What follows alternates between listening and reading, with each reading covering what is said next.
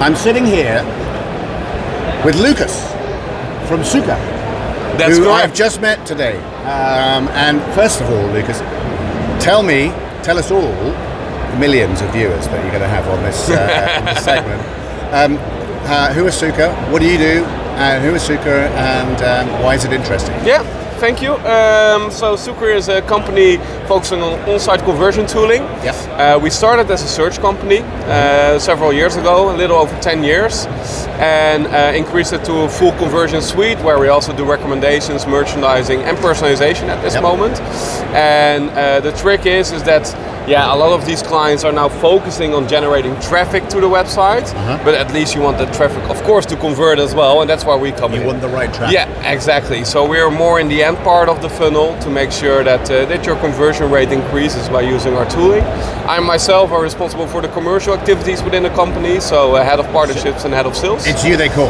Yeah, it's you. It's me that they call. Yeah. Indeed. Who are you going to call? Some people call me Mr. Sooqr as well. So kind of the face of the company. Been there since the beginning, so I tend to know the tooling inside out as well.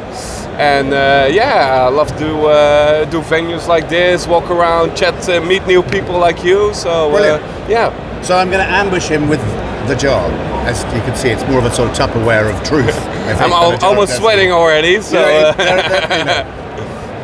obviously there's no fixes here, but if you don't like the question, you really don't like the question, then we'll come up with something. We'll manage. Dig deeper. We go a little bit to the bottom. Otherwise you always pick out the question that the last person already did. Well, let's that looks like tightly wrapped. What are going to be big topics of 2023? And anything you say has to have more than 2 letters. So I cannot say AI. Artificial intelligence then? No, is that an option? that's cheating. We all know that AI is going to be big, obviously. No, so tell me, actually, we all know, and then actually that question, all roads lead to AI. Yeah, exactly. So how are you guys using AI?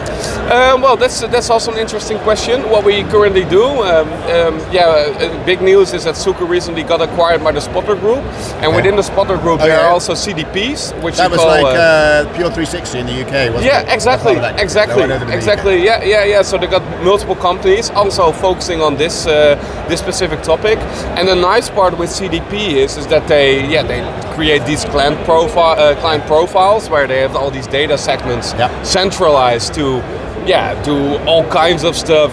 Think of email marketing, content creation, recommendations. But the nice thing with Sooqr, and that we have squeezed in our portfolio right now, is that you can say, hey, at one side I have the business rules, the preferences of the merchant. So I want to have my margin products on top, or products with a high return rate, I want to push them a little bit lower. But on the other hand, we also have the preference of the client itself. And if you layer those together, you get a magical mix, as we would call that. So steering you back to the question, how would you use AI? How are you using AI or planning to use AI in your businesses? Yeah, so I think for us it's more on enrichment data.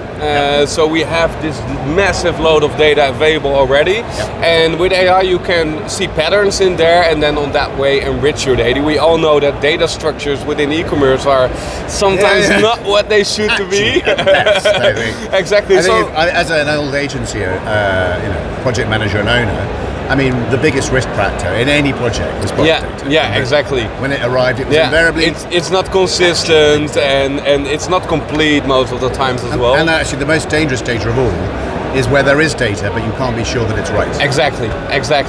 And that, let me give an example. If you have this big marketplace like Amazon, for example, and if I load my products up there and some of my shoes don't have any size attribute, for example, and a client who's looking at the website is filtering on sizes, they don't see your products. So if you use this type of AI to enrich those data patterns, or at least trigger or warn you for, hey, you're missing these type of data, fill that in manually. That's maybe the first step. The next step is doing that automatically, of course.